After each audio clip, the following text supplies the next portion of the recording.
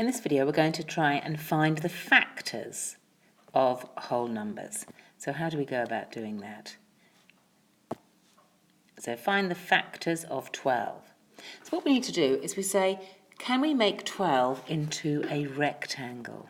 How can we make a rectangle that contains 12? So for example we could go 3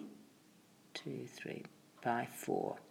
If we have 3 by 4, then we have a row of 3, 6, 9, 12. And that's a way that we can make 12. And therefore, 3 by 4, a row of 3 and 4 rows of 3 is going to give us 12.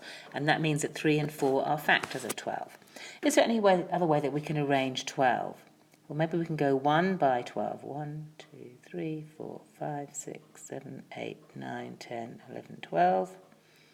So 1 by 12 is also going to be a rectangle. So the area of each of these rectangles is 12. So that is going to be a 1 by 12 rectangle.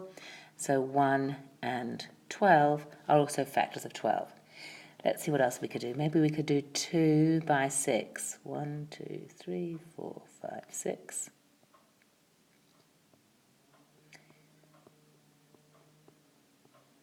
So we've got a 2 by 6, and that's used up 12. So 2 by 6. So therefore, I think we've got all the factors of 12. Now just have a look at this. What happens if you draw a rectangle which is actually 4 by 3? So it's 4 in each row, and we've got 3 rows of that.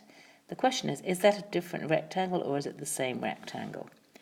It is actually the same rectangle, just put a different way around. So if we wanted to say 4 by 3, that's actually equivalent to 3 by 4. It's the same rectangle, but it's just in a different orientation. So these two rectangles are the same as each other.